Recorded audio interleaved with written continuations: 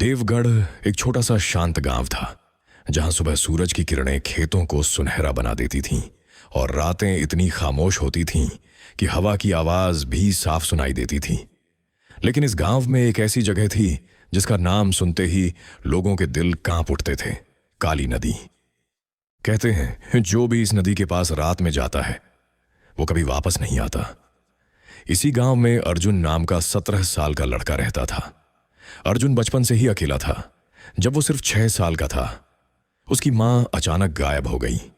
गांव वालों ने कहा वो काली नदी में बह गई, लेकिन अर्जुन का दिल इस बात को कभी मान ही नहीं पाया। उसे हमेशा लगता था कि उसकी मां अभी भी जिंदा है और कहीं उसे पुकार रही है।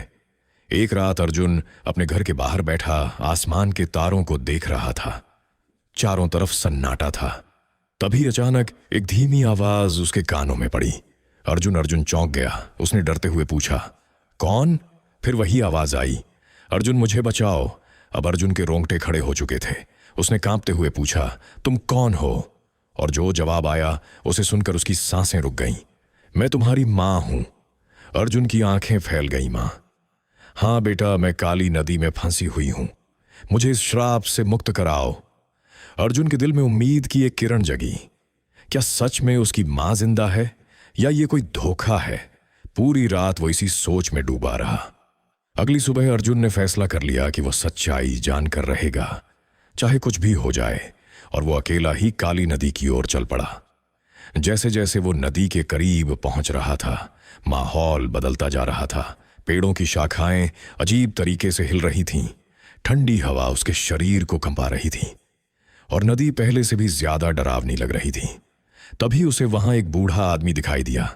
सफेद दाढ़ी, हाथ में लकड़ी का डंडा और आंखों में अजीब सी गहराई। उसने पूछा, बेटा यहां क्या कर रहे हो? अर्जुन ने कहा, मैं अपनी मां को ढूंढने आया हूं। बूढ़ा आदमी कुछ पल चुप रहा, फिर बोला, यह नदी साधारण नहीं है। इसमें एक जल आत्मा रहती है जो लोगों को धोखा देकर उन्हें अपने जाल में फंसा लेती है। लेकिन अर्जुन अब किसी की बात सुनने को तैयार नहीं था। वो सीधा नदी के किनारे पहुंच गया। तभी नदी के पानी में हलचल हुई। लहरें उठने लगीं और धीरे धीरे पानी के बीच से एक औरत का चेहरा उभरा। अर्जुन ने कांपते हुए कहा, मां? हां बेटा, मैं ही हूं। मुझे इस श्राप से मुक्त कराओ, तभी मैं वापस आ पाऊंगी।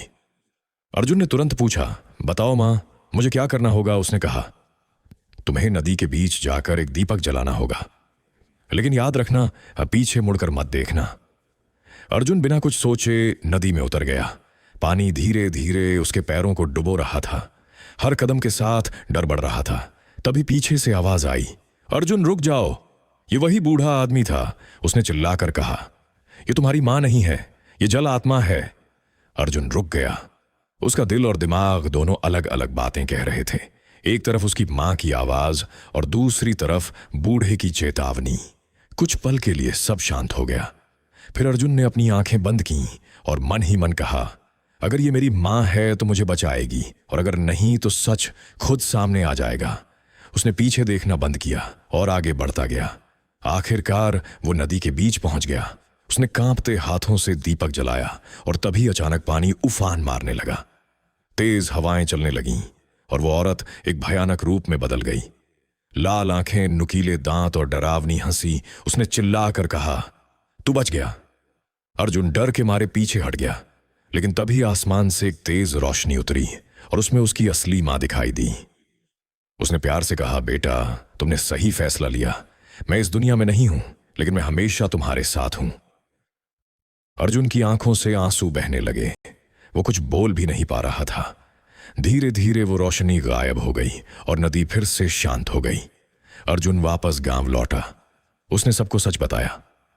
उस दिन के बाद कोई भी काली नदी के पास नहीं गया और अर्जुन ने एक बहुत बड़ी सीख ली। हर आवाज सच्ची नहीं होती, हर चेहरा अपना नहीं होता। सच्चाई दिल से महसूस होती है, आंखों से नहीं।